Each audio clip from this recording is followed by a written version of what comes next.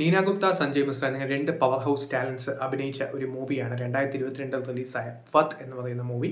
കൂടുതലും സീക്വൽസും പ്രീക്വൽസും ഇറങ്ങുന്ന രണ്ട് ഇൻഡസ്ട്രിയാണ്, ഹോളിവുഡും ബോളിവുഡും.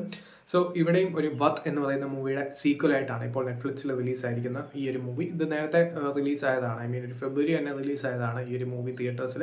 ഇപ്പോൾ നെറ്റ്ഫ്ലിക്സിൽ ഈ ഒരു സെക്കൻഡ് പാർട്ട് റിലീസായിട്ടുണ്ട്. ഫസ്റ്റ് പാർട്ട് കണ്ടവർക്കറിയാം അതിൻ്റെ പാറ്റേൺ എങ്ങനെയാണെന്ന്. സോ ആ ഒരു പാറ്റേണിൽ കൂടി തന്നെ സിറ്റുവേഷൻസ് മാത്രം കുറച്ച് മാറുന്നുണ്ട് എന്നല്ലാതെ കാര്യമായിട്ടുള്ള സംഭവങ്ങളൊന്നുമില്ല. ആ ഒരു സംഭവം തന്നെയാണ്. കൂടുതലും ഒരു ക്രൈം ഡ്രാമ എന്നുള്ള രീതിയിലാണ് ഈ ഒരു മൂവി മുന്നോട്ട് പോകുന്നത്.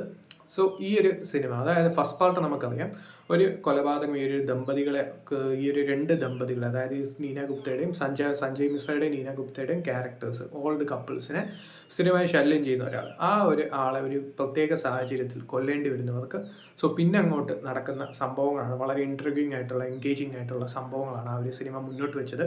അതിനെ അപേക്ഷിച്ച് സെക്കൻഡ് പാർട്ടിനുള്ള ഡിഫറൻസ് എന്താണെന്ന് വെച്ചാൽ, ഇത് കൂടുതലും ഒരു ക്രൈം ഡ്രാമയായി കണ്ടാൽ ഒരു വാച്ചബിൾ ആയിട്ടുള്ള എക്സ്പീരിയൻസ് നൽകുന്ന ഒരു മൂവിയാണ്. പ്രെഡിസിസേഴ്സിനെ സംബന്ധിച്ച് നോക്കുമ്പോൾ, അതായത് ഫസ്റ്റ് പാർട്ട് സംബന്ധിച്ച് നോക്കുമ്പോഴത്തേക്കും അത്ര ഒരു എഫക്റ്റ് നൽകുന്നില്ല എങ്കിൽ പോലും ഒരു ക്രൈം ഡ്രാമ എന്ന രീതിയിൽ ഒരു വാച്ചബിൾ മൂവി ആയിട്ടാണ് തോന്നിയത്. അതിൻ്റെ പ്രത്യേക കാരണം ഇവരുടെ രണ്ടുപേരുടെയും പെർഫോമൻസ് ആണ്. കാരണം സഞ്ജയ് മിശ്ര നാഷണൽ അവാർഡ് വിന്നറാണ്, നീന ഗുപ്തയും വളരെ ഗംഭീരമായിട്ടുള്ള ഒരു ആക്ട്രസ്സാണ്.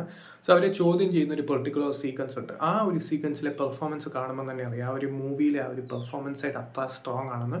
ബാക്കി കുറേ ക്യാരക്ടേഴ്സ് ഉണ്ട്. ഈ ഒരു സിനിമയുടെ സ്റ്റോറിയെക്കുറിച്ച് പറയുകയാണെങ്കിൽ, ഇവിടുത്തെ സിറ്റുവേഷൻസ് വരുന്നത് എങ്ങനെയാണെന്ന് വെച്ചാൽ, ഇതൊരു ജയിലിലാണ് കൂടുതലും ആ ഒരു സ്റ്റോറി നടക്കുന്നത്. സോ അവിടെ അക്ഷയ് ജോഗ്ര എന്ന് പറയുന്ന ആ ഒരു ആക്ടറിൻ്റെ ക്യാരക്ടർ, ആ ഒരു ക്യാരക്ടർ ഒരു ട്രബിൾ മേക്കറാണ്. സോ അവിടെയുള്ളൊരു പെൺകുട്ടിയെ ശല്യപ്പെടുത്താൻ തക്കം പാർത്തിരിക്കുന്ന ഒരു ക്യാരക്ടറാണ്. സോ അങ്ങനെ വരുമ്പോഴത്തേക്കും അതിൽ ഈ ഒരു ക്യാരക്ടേഴ്സൊക്കെ എങ്ങനെ ഭാഗമാകുന്നു, ആ ഒരു പെൺകുട്ടിയെ ഉപദ്രവിക്കാൻ നോക്കുമ്പോൾ നടക്കുന്ന പല പല സംഭവങ്ങൾ എങ്ങനെയാണ് മുന്നോട്ട് വെക്കുന്നത്, അതിൽ ആ ഒരു ജയിലേഴ്സും അങ്ങനെയുള്ള പല പല കാര്യങ്ങളും, അതിലെ പൊളിറ്റിക്സ് ഒക്കെ ഇൻവോൾവ് ആയിരിക്കുന്നു. സോ അങ്ങനെ വരുമ്പോഴത്തേക്ക് എങ്ങനെയാണ് ഒരു സഞ്ജയ് മിശ്രയുടെ ക്യാരക്ടറും നീന ഗുപ്തയുടെ ക്യാരക്ടറും അതിൽ ഇൻവോൾവ് ആവുന്നത്, അതിലുള്ള സംഭവങ്ങൾ എന്തൊക്കെയാണ്, ഇവരുടെ ക്യാരക്ടർ ആര് കാരണമാണ് മിസ്സാവുന്നത്, അങ്ങനെയുള്ള പല പല സംഭവങ്ങളാണ് സിനിമയിൽ പറയുന്നത്. സോ ഒരു ക്രൈം ഡ്രാമ എന്ന നിലയിൽ കാണുകയാണെങ്കിൽ അത്യാവശ്യം നല്ലൊരു എക്സ്പീരിയൻസ് നൽകുന്ന ഒരു മൂവിയാണ്. പക്ഷേ പല നെഗറ്റീവ്സ് മൂവിയിലുണ്ട് എന്നുള്ളത് സത്യം തന്നെ. എന്നാലും ഒരു മോശം രണ്ടാം ഭാഗമല്ല, എന്നാൽ അത്ര നല്ലതുമല്ല. അങ്ങനെ മുന്നോട്ട് പോകുന്ന ഒരു മൂവിയാണ് വത്ത് 2. നേരത്തെ പറഞ്ഞ പോലെ തന്നെ ഈ രണ്ട് പെർഫോമൻസ് ആയിരുന്നു സിനിമയുടെ സേവിങ് ഗ്രേസ്.